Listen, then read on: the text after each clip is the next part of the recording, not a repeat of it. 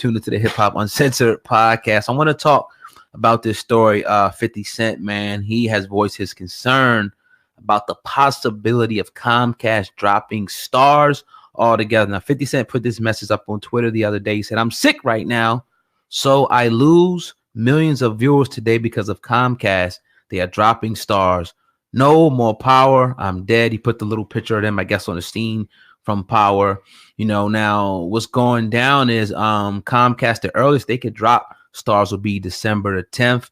And it could, they obviously getting millions of views from being on Comcast's network. We were talking about how much, and pretty much them being the biggest cable provider right now in the United States of America. Yep. But 50 Cent's pretty much starting a campaign. He doesn't want Comcast to drop Starz, saying, "Man, what's your thoughts on this and the ramifications it could have against Starz and Power?" Well, 50 Cent is using his platform to really trying to rally and invoke change, and he has millions and millions of people, and he has the power to do that.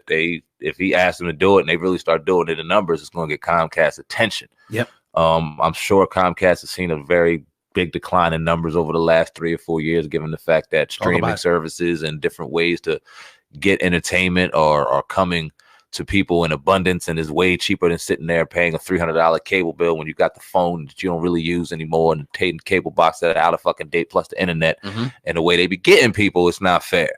And then you look at a show like Power. Now, I must be honest, I've never seen a minute of Power. I don't really have a want to do that, but I don't hate on the show. I see its impact, and I salute its impact. You would think that that's one of the premier shows on cable television for Comcast, and they obviously see that, so they would know the effect that it would take in getting rid of Starz. We've seen situations happen before where contracts expire. Maybe something was said here, something was said there, and then out of emotion, you see ways two things being parted. Prime example, I don't know, for the Marvel heads out there, Spider-Man, he was and he was with Marvel, he was with Disney, but then they had a cold deal with Sony, how they could use his rights and use toy rights and things like that. Well, that deal expired, and Sony went and took all the rights to Spider-Man after doing these mega movies worth millions and millions of dollars away from Marvel. They had to get back together. Sides had to talk. They did what they had to do. I see a situation kind of happening like this with Comcast and Starz, to where maybe you had a dispute, something was said here or there, and we got an ugly divorce. Well, I think sides will kind of chill, sides will start talking, and things will get back into play where they can go ahead and come to an agreement and get Starz back on cable television and get Power back on, because it's having major impact, and it would hurt all sides, man. And I don't want to see that happen for a show like Power, 50 Cent running the show over there and its popularity. You want to see sides work it out, man. So it's a business fucking tug of war going on right now, and it would have to just play itself out. I don't know how long it's going to be. I seen that Lorenz Tate was on First Take today, and he was talking to how Starz was supposed to play a couple days ago, and it didn't play, so they're not even playing it on Starz right now. I guess 50's holding episode, so I don't know. What you thinking? Well, my thing is, I was kind of just trying to look and get a gauge of the numbers and the viewership. And I don't know if you ever watched Game of Thrones before, but right now that's like the #1 show, and that's seeing 11.6. Estimate 11.7 million viewers per episode, but Power is at about 10.8 million viewers per episode. So they doing numbers. I don't know why they would want to get rid, of a powerful show like that. That's some big numbers per episode. And you figure Game of Thrones, what I do know about that is it's no longer airing. They filmed the last episode. So Power's right behind that. Power's in a power slot, no pun intended. #1. Why would you want to get rid of that? Yeah, I don't know. It'll work itself out. Yeah, I definitely think it will. You got other streaming services, but still, Comcast.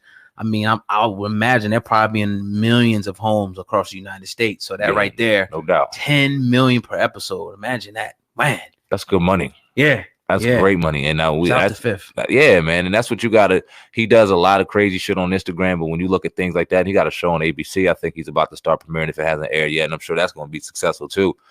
He's doing his thing, man, and you can't deny that greatness, and it's something that you could look up to, going from where he was at, getting shot 9 times, Teflon Don, and doing what he had to do, and now all of a sudden he's sitting here directing shows on ABC and Starz and still being able to say what he wants, man. That's inspirational. Yeah. So also they had they're supposed to get some spinoffs off of this as well, Power. So it could strike a huge blow to what 50 Cent is trying to do, but I don't think he'll let it. I think that they will get this resolved, and hopefully we will continue, even though I don't watch it, you don't watch it, but I know a lot of people that do watch Power. It'll remain, on Comcast for that viewership and make everybody happy. But if you don't, Comcast, they Byron Allen, he's tangled up with them. So Comcast has had a I'll say a small record of sometimes, juggling a lot of things around it and having a lot of controversy and a lot of stuff they allow, a lot of stuff that they don't, on their platform. So we should see. We shall see. Business at its finest, man.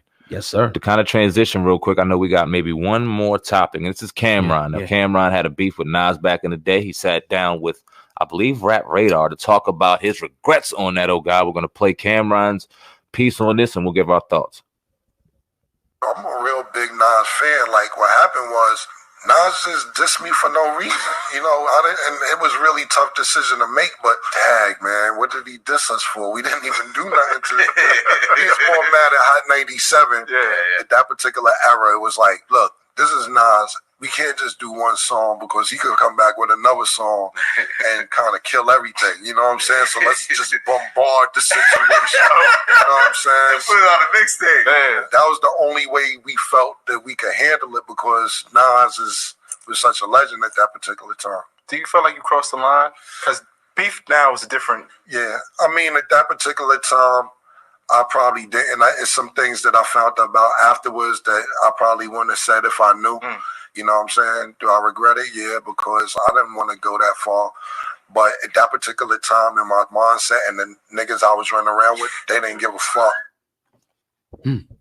Okay, we were talking about something similar to this. Maybe not the characters, not Cameron and Nas, but just beef and just how it moved the culture back in the day. Now, we didn't want to see anybody get killed, and some of this beef got real, but the lyrical content behind it gave us some of the best moments in hip hop. Yeah. Talk about Cameron regretting his beef with Nas, regretting going too far, and then talk about the culture of beef, where it's at now, and is it good or bad that we don't have it? Where is it at in this place of hip hop today, your opinion? I just think that, again, man, it was just, I think the competitiveness back then of all these young, hungry guys in their 20s, early 30s, in the big city, and there's so much at stake that the competitiveness of it, had a lot of guys going at each other.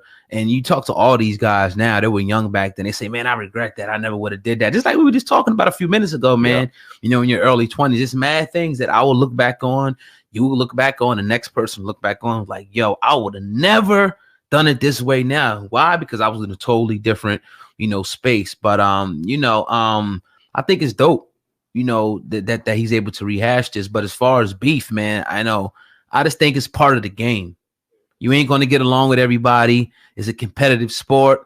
Y'all going to get at each other's throats sometimes. It is what it is. I mean, we all loved it back then. People even love it now to see, it's to rehash it because, sometimes a lot of people didn't even know exactly what was said. And it's just like a rerun. You see an old episode like, oh, shit, that happened. So, yeah, man, shout out to Cam for doing what he's doing. As far as how it, shaped hip-hop, I was listening to Ether the other day. You know what I mean? It's just like, yo.